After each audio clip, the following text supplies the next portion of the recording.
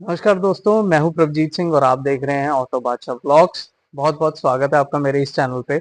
दोस्तों, ये जो सारा E20 का इतना बड़ा स्कैम चल रहा है, इसके बारे में आज ये मैं वीडियो बनाने लगा हूं।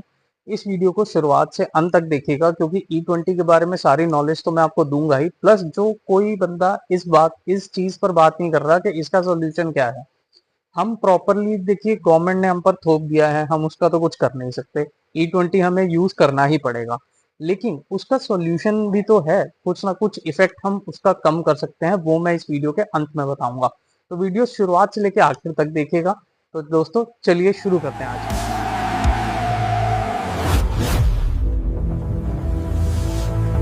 कहा जाता है कि E20 एमिशंस कम करता है। हाँ ठीक है, किसी हद तक कम करता है, लेकिन ये फ्यूचर नहीं है। सिर्फ और सिर्फ E20 तीन देशों ने अपनाया है, मेजरली कंट्रीज इसके ऊपर काम कर रही हैं, बट इसको एक ऑप्शन लेके चल रहे हैं, ना कि सब कुछ E20 के ऊपर ही है। तो E20 अभी तक फिलहाल तीन कंट्रीज ने अपनाया है, यूएस, इंडिया और ब्राजील, मेजरली, जो कि E85 और E100 तक जा चुकी हैं। अब वो क्यों गई हैं, वो तो अब उन कंट्रीज का तो कुछ कह नहीं सकते। हमारे इंडिया में तो आप सब भी जानते हैं, जो भी न्यूज वायरल हो रही है उसके हिसाब से तो यही लगता है कि पॉलिटिकल कनेक्शन की वजह से E20 हमारे ऊपर लागू कर दिया गया है। लेकिन क्या हमारी कंट्री में इंफ्रास्ट्रक्चर है? हमारा ही पड़ोसी देश भूटान, जो कि हमसे ही फ्यूल लेता है, इंडिया से ही फ्यूल लेता है, उसने बिल्कुल मना कर दिया है कि मुझे E20 फ्यूल नहीं चाहिए, मैं रेडी नहीं हूं अभी E20 के लिए। ना तो उनके पास गाड़ियां वैसी हैं, ना ही इंफ्रास्ट्रक्चर वैसा है।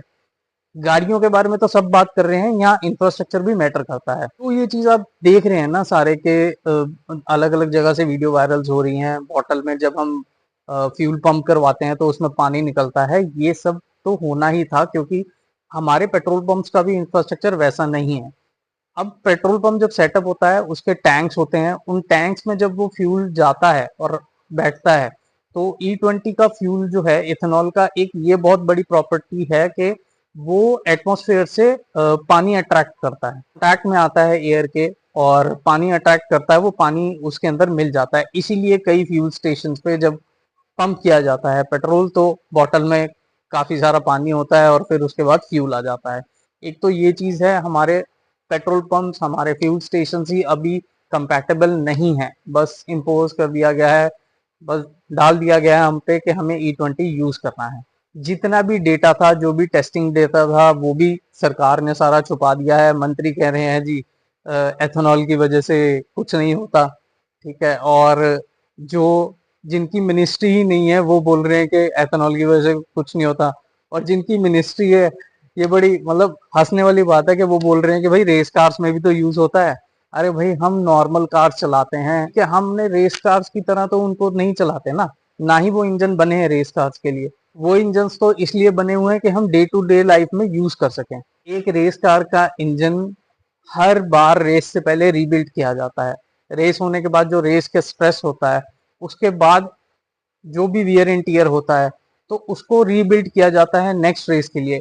और क्या आपको पता है कि एक रेस कार 140 लीटर तक का फ्यूल खा जाती है एक रेस में? एथेनॉल एक कार को बहुत ज्यादा पावर दे सकता है, लेकिन वहीं वो कंजम्पशन भी ज्यादा बढ़ जाती है एथेनॉल की। एथेनॉल की वजह से अब प्रॉब्लम्स क्या क्या आती हैं, अगर किसी ने इस बात पर ध्यान दिया होगा कि पिछले 3 सालों में जितनी भी लग्जरी कार्स हैं, चाहे वो किसी भी ब्रांड की हो, सब में फ्यूल पंप की प्रॉब्लम आने लग गई है। वो इसी वजह से आती है, क्योंकि इथेनॉल वाला फ्यूल हम यूज कर रहे हैं, जो फ्यूल के अंदर एडल्ट्रेशन आती है, जो ये सब चीजें, करोजन आ जाती है, हल्की बहुत रस्टिंग आ जाती है, उसकी वजह से जो फिल्टर्स हैं वो चौक आ जाते हैं फ्यूल पंप के। देन उसके बाद सारा लोड फ्यूल पंप की मोटर पे चला जाता है, तो इस वजह से बहुत ज्यादा ही फ्यूल पंप का फेलियर आता है। कम समय में आपको नहीं पता लगेगा, लेकिन जब आप लॉन्ग टर्म में जाएंगे तो इंजन तक हार्म पहुंच सकता है। E20 फ्यूल की वजह से वाटर अट्रैक्ट होता है, एक तो वो प्रॉब्लम आ जाती है, रस्टिंग कोरिजन की प्रॉब्लम आ जाती है, हमारी कार की माइलेज गिर जाती है कम से कम 5 से 7% तक। तो ये सारी प्रॉब्लम्स आती हैं एथेनॉल की वजह से, जिसको डिनाई नहीं किया जा सकता। और सरकार से जब डेटा मांगा गया था, तब उन्होंने भी मना कर दिया था। उन्होंने कहा कि डेटा प्राइवेट है, हम नहीं दिखाएंगे। कभी ये बोलते हैं कि एक्सपेरिमेंट है, कभी वो फिर अपनी स्टेटमेंट चेंज कर देते हैं। तो ये सब चीजें हो रही हैं। अब हमें क्या करना चाहिए, हमारे पास सॉल्यूशन क्या है? सॉल्यूशन सिर्फ इतना है कि हम अच्छे से अच्छे पेट्रोल के एडिटिव यूज कर सकते हैं। देखिए मार्केट में बहुत ही बड़ा स्कैम चला हुआ है, जो एडिटिव्स काम भी नहीं करते उनको भी प्रमोट किया जा रहा है। तो मैं आपको एक सिंपल चीज बताता हूँ, अगर मुझे भी ऑनलाइन मिलेंगे ऐसे एडिटिव्स तो मैं अपनी वीडियो के डिस्क्रिप्शन में डाल दूंगा, आप वहां से जाके परचेज कर सकते हैं। तो अब इन एडिटिव्स में प्रॉपर्टी क्या होनी चाहिए, देखिए एक केमिकल आता है पॉलीएथ्रामाइन, ठीक है, उसका शॉर्ट फॉर्म होता है पीईए। जिस भी एडिटिव में ये पीईए पॉलीएथ्रामाइन मिला होगा वही सिर्फ E20 पर काम करता है और कोई भी काम नहीं करता। ये जो पीईए वाला फॉर्मूला है ये एक तो वाटर कंटेमिनेशन को खत्म करता है, पानी अगर मॉइस्चर होता है पेट्रोल में उसको खत्म करता है। दूसरा, कार्बन डिपॉजिट कुछ होता है इसकी वजह से, रस्टिंग के महीन पार्टिकल्स, वो भी करता है। प्लस ये इंजेक्टर्स वगैरह क्लीन कर देता है फ्यूल लाइन में, कंबशन चैम्बर तक, जहां तक फ्यूल पहुंचता है वहां तक ये क्लीनिंग कर देता है। हमारे पास और कोई सॉल्यूशन नहीं है। कई लोग बोलते हैं कि आप XP100 डलवा लो।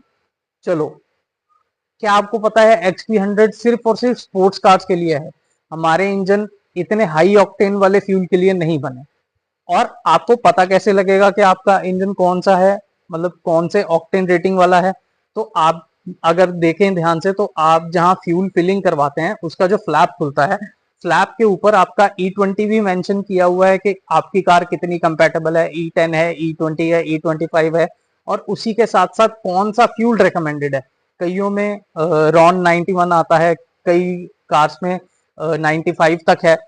अब जो स्पोर्ट्स कार्स हैं उनमें खाली आप 100 ऑक्टेन वाला फ्यूल डलवा सकते हैं, अदरवाइज वो भी लॉन्ग टर्म में नुकसान करता है इंजन पर। तो XP100 पे जाने की जरूरत नहीं है, क्योंकि लोग ये सोच रहे हैं कि हम XP100 डलवा देंगे प्योर मिल जाएगा। फ्यूल भी महंगा है, 168 पर लीटर का उसका प्राइस है और मिलता भी कम है। इवन मेरे यहाँ 2 या 3 ऐसे पेट्रोल पंप्स थे जहां पर मिलता था, वहां मिलना ही बंद हो गया है। हमें उस पर नहीं जाना, हमें नॉर्मल फ्यूल जो आप डलवा रहे हैं, स्पीड 98 डलवा दीजिए या स्पीड 95 आता है वो डलवा लीजिए, ठीक है। थोड़ा सा ऑक्टेन बढ़ेंगे तो बेटर होगा, बट हमें ये एडिटिव्स अब यूज करने ही पड़ेंगे, इसके अलावा हमारे पास कोई चारा नहीं है। फ्यूल एडिटिव्स हमें यूज करने पड़ेंगे। आपको बता दिया, पॉलीएथ्रामाइन उसमें केमिकल होना चाहिए, वही प्रॉपरली फ्यूल को ट्रीट कर पाएगा। और इसको आप प्रैक्टिस कैसे करेंगे, मान लीजिए आपने आज फ्यूल डलवाया है, आज आपने वो एक बॉटल एडिटिव डाल दिया फुल टैंक में। अगर एक कोई अच्छा एडिटिव है तो वो अराउंड 40 to 80 लीटर्स तक का फ्यूल को ट्रीट कर सकता है, ठीक है। और अगर आपने आज फ्यूल डलवाया है और आज एडिटिव डाला है तो आपको दूसरे या तीसरे, जब आप रिफ्यूल कराएंगे कार को, फुल टैंक आप दोबारा रिफ्यूल कराइए दूसरी तीसरी बार, और फिर उसमें एक बॉटल और डाल दीजिए। तो हमें बस यही करना पड़ेगा, हमारे पास और कोई चारा नहीं है। तो दोस्तों आप कमेंट करके बताइए ये जितनी भी इंफॉर्मेशन थी आपको कैसी लगी, और चैनल को सब्सक्राइब कीजिए, वीडियो को लाइक कीजिए, एंड जो भी E20 के रिलेटेड जानना चाहता है उसके साथ ये वीडियो शेयर कीजिए। सो गाइस, आज के लिए इतना ही। Thanks for watching, bye bye.